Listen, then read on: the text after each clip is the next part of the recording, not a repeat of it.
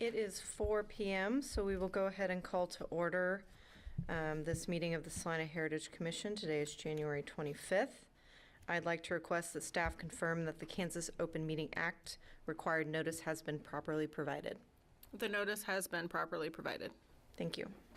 And a roll call, please. And we'll call roll to see who's present. Commissioner Baffa. Present. Commissioner Gilmore. Commissioner Ivy. Commissioner Seibel. Here.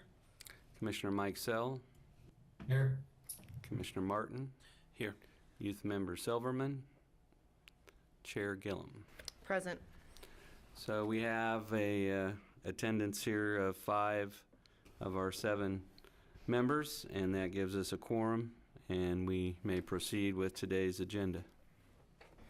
Okay, it looks like the first item we have is 2.1, approval of the minutes from the December 13th, 2022 special meeting. I'll give everyone just a few seconds to review those and ask any questions that you may have of staff or make any corrections.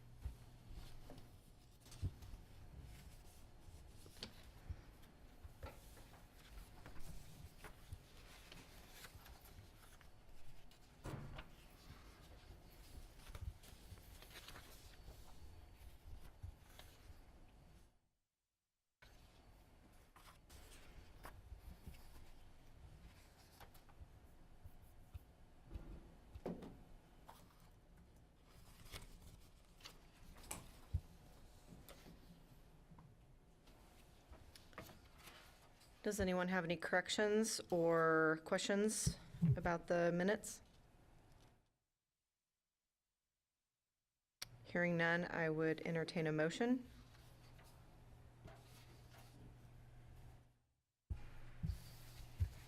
I wasn't here, so I don't catch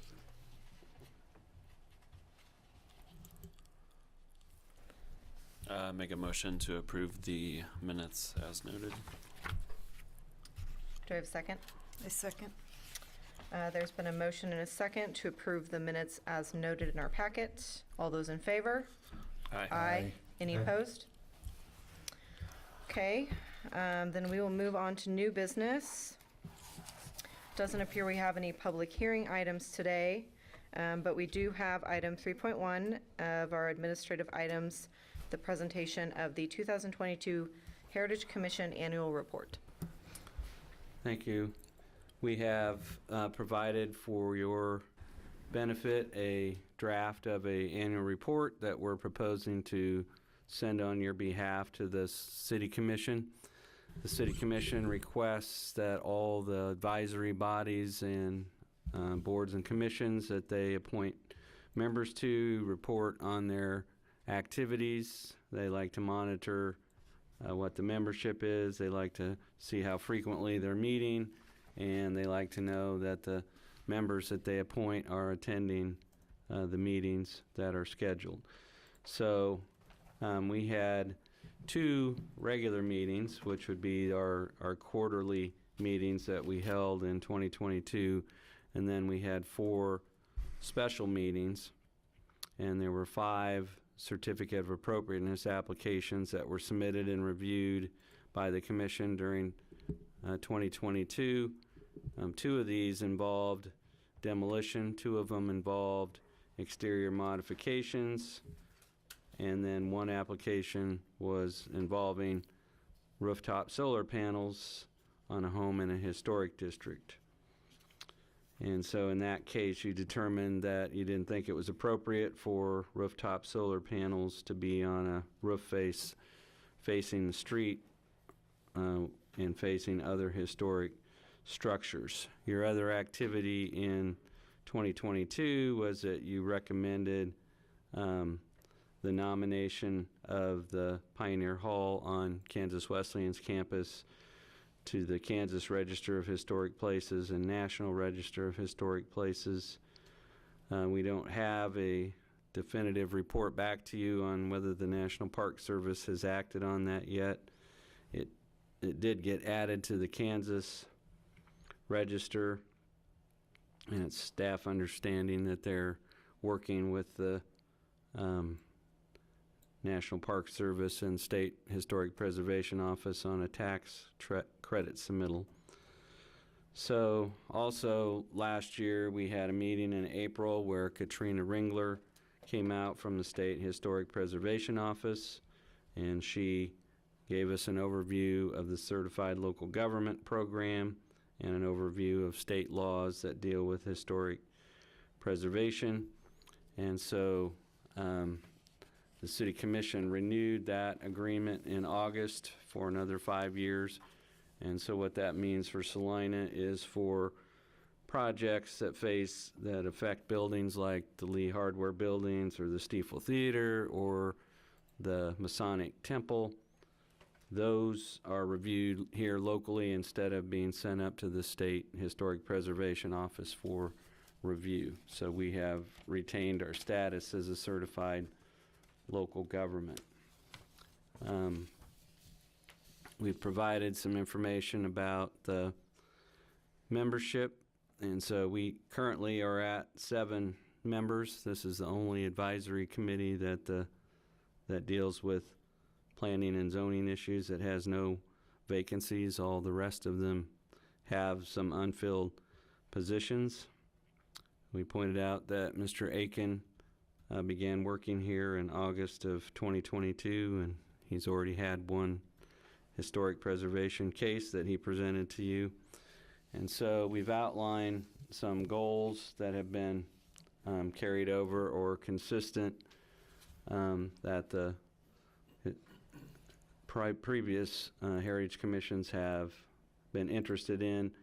Number 3 there is one that we just continue to work on and struggle with, but there's no real local funding source, and there's not a really good grant program at the state level that deals with individual properties, particularly historic homes. The city does have a few incentives, such as the waiver of building permit fees, and we have a neighborhood revitalization tax rebate program that's been used in some instances, but not widely used. It was used in the case of phase 1 of the Lee Lofts, and it was an important piece of that. But the way that the tax rebate program works is if you are making an improvement to an eligible property, then you start with the base value or pre-construction value that the county appraiser assigns, and then you, when the property is fully developed and construction is complete, then there's a new figure that's provided, and so the owner can apply for and be eligible for a rebate of the portion of increased property tax resulting from the improvement. So we had the case that comes to mind of the resident 600 property that's over on East Elm, and that was just a vacant, weedy lot, and they purchased that and built the new building there, and their base value before construction was $12,000, and their post-construction value was about $3.2 million. So essentially, their rebate was the difference between the taxes on a $12,000 lot and a $3 million building. And so that is something that is available as an incentive, and it's not been widely used on a lot of historic properties, just because in some of those things a lot of the improvements are done kind of incrementally, and so the program doesn't lend itself to that. The other thing that's kind of new and we'll be discussing in 2023 is the Salina Downtown Incorporated has been discussing with staff the adoption of a downtown vacancy ordinance, and a general overview of what a vacancy ordinance is. It's basically almost a registry or reporting system that the ordinance requires that if a property owner has a building downtown and it becomes vacant, then they're required to report that to the city and register that vacancy with the city so that the city can monitor the building and others can help with either filling that on a temporary or permanent basis. And so we'll probably be discussing that with you and getting some recommendations before that goes to the City Commission for any consideration. And then the thing that Katrina Ringler pointed out is that the last time that the City of Salina had a historic resources survey was 1985. There's a lot of changes since then. There's a lot of buildings that have become historic or more than 50 years old since that time, and they've indicated to staff that there is grant funding available to that. And so now that we have Spencer on board and we're getting better staffed, that might be something that we could take on, and so we'll be discussing that with you. But there's the list we have of and information we have on historic properties is basically frozen in time from what was historic in 1985, and you'd be surprised at some of the buildings that were constructed in the 60s or things like that that are, whether they're gas stations or fast food restaurants or even homes that were constructed in the 1960s that are now considered historic. So we'll be discussing that with you further. We do invite you to look at the attendance record that we provided and see if there's any questions you have about that.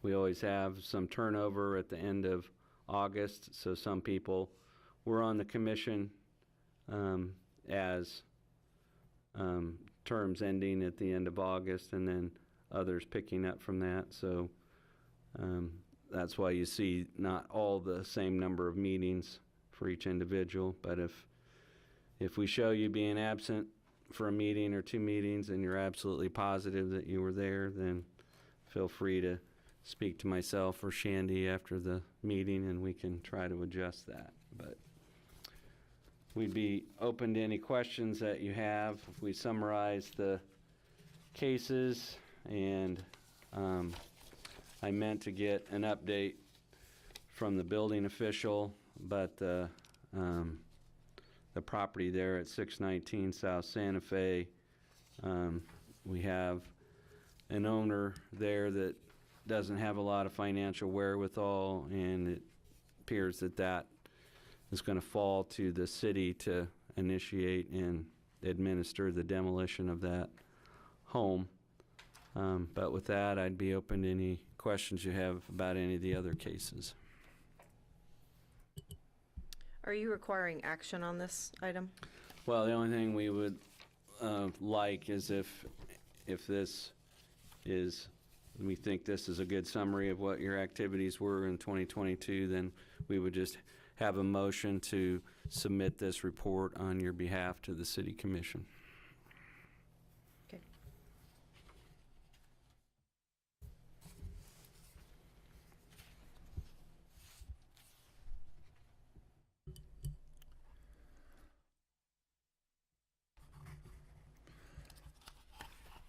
I'll move that we recommend to the City Commission that the 2022 Heritage Commission Annual Report. Did I say that for approval? Did I? Yeah, we would just Yes. submit that on your behalf to the City Commission. Okay, I have a motion. Do you have a second? Oh, second. So motion and second to approve the presentation as presented for the City Commission. All those in favor? Aye. Any opposed? Okay. Thank you for that report. That's helpful to have. So if we don't have any, if we have certificate of appropriateness applications that don't fall within our quarterly window, then we'll be looking at trying to schedule special meetings.